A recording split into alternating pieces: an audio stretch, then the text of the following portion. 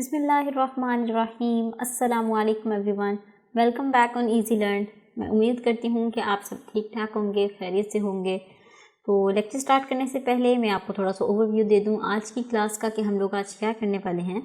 तो आज की क्लास में हम लोग सेंट्रीफ्यूगल फोर्स को पढ़ेंगे और जो प्रीवियस लेक्चर में हमने सेंट्रीपिटल फोर्स देखी थी उससे रिलेटेड कुछ एग्जांपल्स को डिस्कस करेंगे और प्रैक्टिकली भी हम कुछ एग्जांपल्स को सॉल्व करेंगे। ठीक है, सो ये हमारा एक मेन ओवरव्यू आज के लेक्चर का। तो चलते हैं अपने लेक्चर की तरफ और स्टार्ट करते हैं अपने लेक्चर को। अभी तक हमने अपने प्रीवियस लेक्चर में क्या देखा कि एक ऑब्जेक्ट था, उसे आपने सर्कल में मूव करवाया। ठीक है, ये ऑब्जेक्ट था, इसे आपने सर्कल में मूव करवाया। तो वो किस वजह से मूव कर रहा था उस सर्कल में? That was due to centripetal force, क्योंकि सेंट्रीपिटल फोर्स एक ऐसी फोर्स थी जो कि इस ऑब्जेक्ट को टुवर्ड्स द सेंटर अट्रैक्ट करती थी, जिसकी वजह से ये ऑब्जेक्ट जो है वो सर्कल में मूव करता रहता था, अपनी पोजीशन को नहीं खोता था। चाहे वो किसी भी पॉइंट पे चला जाए, इनर्शिया को फॉलो नहीं करता था, बल्कि वो सर्कुलर मोशन को कंटिन्यू रखता था। ठीक है, सो ये जो सर्कुलर मोशन को कंटिन्यू रखा इसने, that was due to centripetal force. और अगर मैं आपको एक और तरीके से समझाऊं तो क्या होगा कि ये हमारा एक ऑब्जेक्ट है, ये देखें सर्कुलर में मूव कर रहा था, और अगर ये स्ट्रिंग टूट जाती है तो ऑब्जेक्ट क्या करता था? सीधा मूव कर देता था। ठीक है, सो टेंजेंशियल वेलोसिटी जो होती थी या जो इनर्शिया होता था उस डायरेक्शन में ये मूव कर देता था। लेकिन जब हम स्ट्रिंग को रोटेट करते हैं तब ये मूव नहीं करता। क्यों मूव नहीं करता? क्योंकि इसमें सेंट्रीपिटल फोर्स थी, और ये हम काफ़ी डिटेल्ड अपने प्रीवियस लेक्चर में पढ़ चुके हैं कि इसमें सेंट्रीपिटल फोर्स होती है। इस तरह के तमाम ऑब्जेक्ट्स जो कि सर्कुलर फॉर्म में मूव कर रहे होते हैं, ये फोर्स इस ऑब्जेक्ट को टेंजेंशियल वेलोसिटी की डायरेक्शन में मूव करने नहीं देती, बल्कि क्या करती है? इसको टुवर्ड्स द सेंटर मूव करवाती है, बल्कि सर्कल की फॉर्म में मूव करवाती रहती है इसको कंटिन्यूसली। अभी तक जो हमने देखा ये एक फोर्स थी। ठीक है, तो हमने न्यूटन के थर्ड लॉ के अकॉर्डिंग क्या पढ़ा है कि अगर कोई फोर्स या एक्शन प्रोड्यूस हो रहा है तो उसके अगेंस्ट हमेशा एक रिएक्शन फोर्स जनरेट होती है। अब ये जो फोर्स थी centripetal force, this is basically an action, क्योंकि हमने इसको रोटेट करवाया तो इसके अंदर एक्शन प्रोड्यूस हुआ। तो हर एक्शन के अगेंस्ट एक रिएक्शन फोर्स है। तो अब वो रिएक्शन फोर्स कौन सी फोर्स है? So that reaction force is called centrifugal force. Centripetal reaction that pulls the string outwards is sometimes called centrifugal force. तो इसको एक्सप्लेन करने के लिए मैं यहाँ पर आपको एक एग्जांपल बताती हूँ। फॉर एग्जांपल कि ये हमारा एक ऑब्जेक्ट था। ठीक है, तो ये सेंटर है और ये ऑब्जेक्ट है, ये सर्कुलर पाथ में मूव कर रहा है। तो हमें पीछे पड़ा कि एक फोर्स है जो कि इसको सेंटर की तरफ अट्रैक्ट कर रही है। अब फोर्स तो सेंटर की तरफ अट्रैक्ट कर रही है, तो फिर होना क्या चाहिए? इस ऑब्जेक्ट को तो सेंटर पे ही आ जाना चाहिए, क्योंकि वो फोर्स लग रही है इस पे। ये जो ऑब्जेक्ट है ये सेंटर में आकर गिर जाना चाहिए इसे तो, बट ये नहीं गिरता। जैसे कि आप यहाँ पे देख रहे हैं कि ये ऑब्जेक्ट, अगर फोर्स लग रही है इसके ऊपर, यहाँ से फोर्स है, तो ये इसको तो सेंटर में ही आ जाना चाहिए, मूव ही नहीं करना चाहिए, तो यहाँ आकर गिर जाएगा।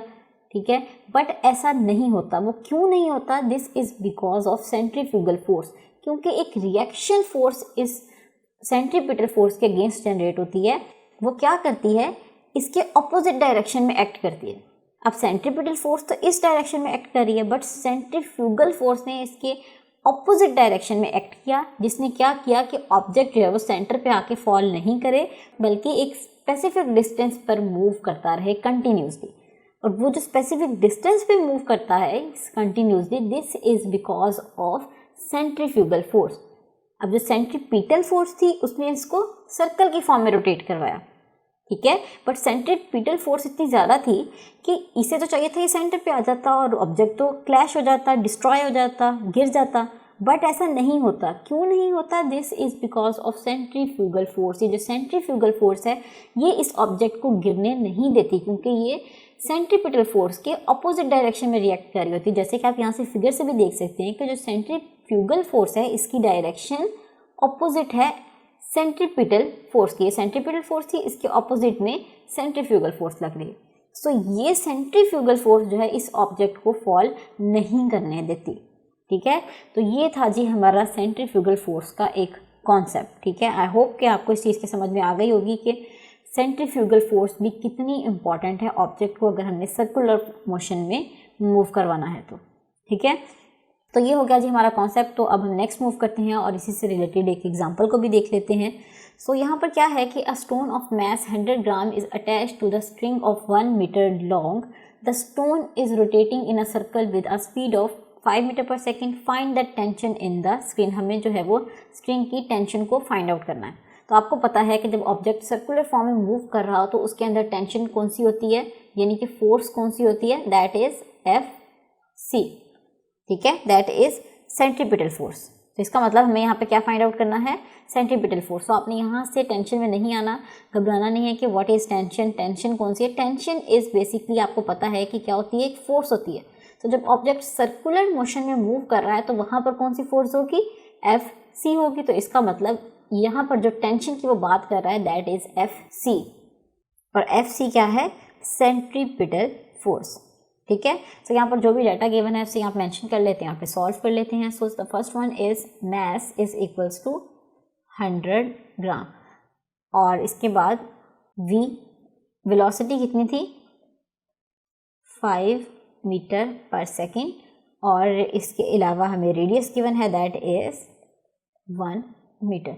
अब यहाँ पर जो मैस है ये आप देख सकते हैं ग्राम्स की फॉर्म में, बट हम जो यूज़ करते हैं ऐसा यूनिट्स की फॉर्म में that is in the kilograms. तो हमें क्या करना है, इस मैस को किलोग्राम्स की फॉर्म में कन्वर्ट करना है, ठीक है। So m is equals to, grams को अगर हमने किलोग्राम्स में कन्वर्ट करना हो तो इसे 1000 से डिवाइड कर देंगे। सो 100 डिवाइडेड बाय 1000, तो ये आ जाएगा किलोग्राम्स, ठीक है। So this is equals to 0.1 kilograms.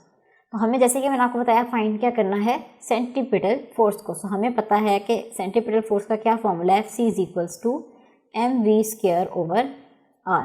तो यहाँ पर इसकी वैल्यूज़ को रिप्लेस कर देते हैं। सो this is 0.1 multiply by velocity क्या है हमारी 5, इसका आ जाएगा स्क्वायर, और डिवाइडेड बाय क्या आ जाएगा हमारे पास यहाँ पर r। So r is 1 metre, ठीक है।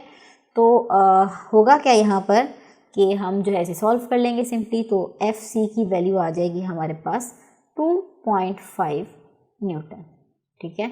तो ये था जी हमारा क्वेश्चन, और आपने देखा कितना इजीली जो है हमने इस क्वेश्चन को यहाँ से फाइंड आउट कर लिया है।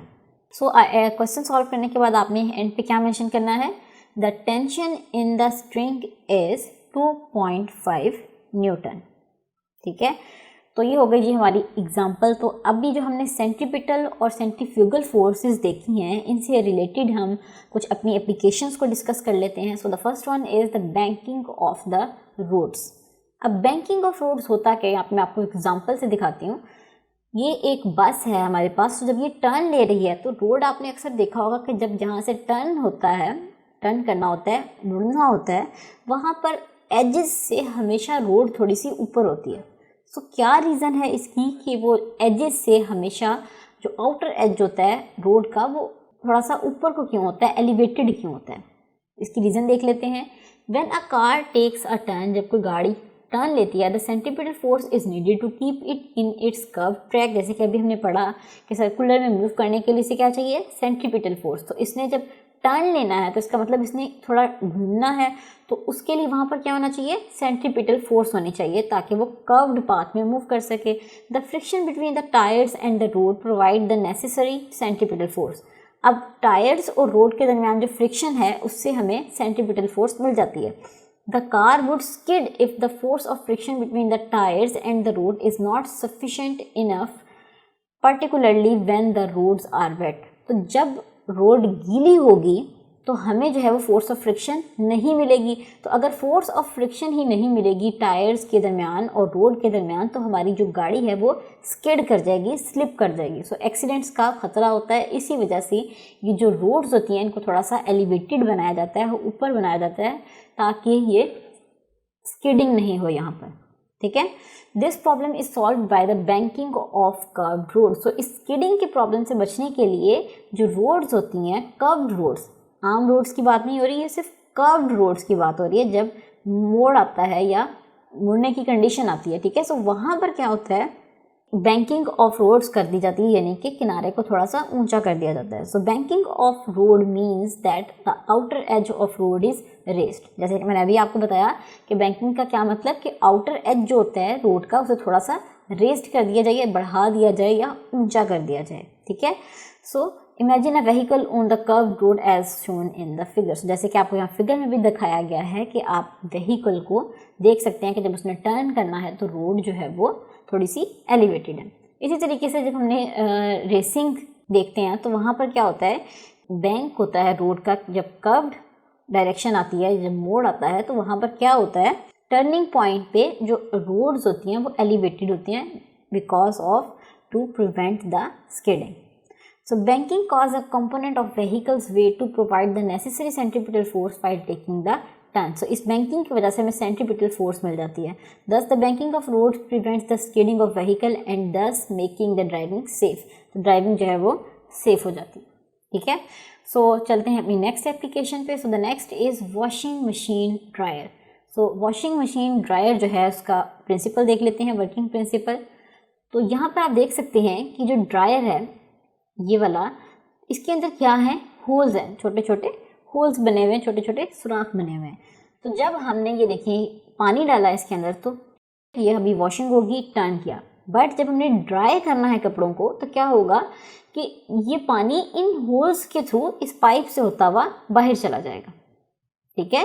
ये जो छोटे छोटे होल्स होते हैं, बेसिकली स्पिनर के अंदर होल्स होते हैं छोटे छोटे, जो कि क्या करते हैं, इस पानी को ड्रेन कर लेते हैं। The dryer of the washing machine is basket spinners, they have perforated wall. Perforated walls mean ऐसी दीवार जिसके अंदर छोटे छोटे सुराख होते हैं, having large number of fine holes in the cylindrical rotor, ठीक है, जिसके अंदर फाइन रोल्स होते हैं। तो होता क्या है कि जब हम मशीन को ऑन करते हैं तो स्पिनर जब मूव करना शुरू होता है, टर्न करना शुरू होता है या स्पिन करना शुरू होता है, जब उसकी स्पीड बढ़ती है तो water from the wet clothes is forced out through these holes. जब हम मशीन को ऑन करते हैं तो स्पीड थोड़ी जनरेट होती है, तो जो पानी कपड़ों के अंदर होता है वो इन होल्स के थ्रू बाहर निकल जाता है, ठीक है, क्योंकि अंदर जो है वो सेंट्रीपिटल फोर्स कम हो जाती है। सो इस सेंट्रीपिटल फोर्स के कम होने की वजह से ये पानी जो भी कपड़ों के अंदर होता है वो इन होल्स के थ्रू ड्रेन हो जाता है, ठीक है। तो चलते हैं अपनी नेक्स्ट एग्जांपल की तरफ। So the next is cream separator. Cream separator भी जो है ये इसी प्रिंसिपल पे बेस करता है। सो क्या प्रिंसिपल है इसका वो भी देख लेते हैं कि a separator is a high speed spinner. जैसे कि आप फिगर में देख सकते हैं यहाँ पर ये जो बाउल है ये बेसिकली क्या करता है, स्पिन करता है। So this is a high speed spinner, it acts on the same principle of centrifuge machines. Centrifugal principle अभी हमने पीछे पढ़ा है, उसी प्रिंसिपल पे बेस करता है। क्या होता है इसमें कि जो बाउल है ये आप देख रहे हैं कि बहुत स्पीडली स्पिन करता है, बहुत तेज़ी से घूमता है। तो जिसकी वजह से क्या होता है, heavier part of the milk move outward in the bowl and pushing the lighter contents inward toward the spinning axis. Basically हमने करना क्या है, क्रीम और मिल्क को सेपरेट करना है। सो जो जब ये टर्न करेगा तो जो हैवियर पार्ट होगा वो यहाँ पर इस वॉल्स के साथ आता जाएगा और जो लाइटर पार्ट होगा वो यहाँ सेंटर में इकट्ठा हो जाएगा। सो क्रीम आपको पता है कि लाइटर होती है as compared to the milk. So जो क्रीम है वो यहाँ पे सेंटर पे इकट्ठी हो जाती है और जो मिल्क होता है वो वॉल्स पे साइड पे चला जाता है, ठीक है। और फिर एट द एंड हम उस पाइप से क्रीम और मिल्क को सेपरेट कर लेते हैं, ठीक है। सो ये है एप्लीकेशन सेंट्रीफ्यूगल फोर्सेस की, ठीक है। तो ये था जी हमारा आज का लेक्चर एंड आई होप कि आपको इन तमाम एप्लीकेशंस की पूरे लेक्चर की अच्छे से समझ में आ गया होगा, कोई भी प्रॉब्लम नहीं होगा। तो अगर आपको कोई भी प्रॉब्लम है, आपका कोई भी क्वेश्चन आप कमेंट सेक्शन में इजीली पूछ सकते हैं। और इसके अलावा हमने फेसबुक ग्रुप भी अपना जनरेट किया है, वहाँ पे कम्युनिटी डेवलप कर रहे हैं। सो अगर आप चाहें तो आप वो ग्रुप भी ज्वाइन कर सकते हैं। सो अगर आपको कोई भी कन्फ्यूजन हो, आपका कोई भी क्वेश्चन हो तो आप फेसबुक ग्रुप में भी पोस्ट कर सकते हैं, आपके तमाम क्वेश्चंस का प्रॉपर्ली आंसर किया जाएगा। तो इंशाल्लाह हम आपसे मिलेंगे अपने अगले लेक्चर में एक नए टॉपिक के साथ। तब तक के लिए अपना बहुत सारा ख्याल रखिएगा। अल्लाह हाफ़िज़।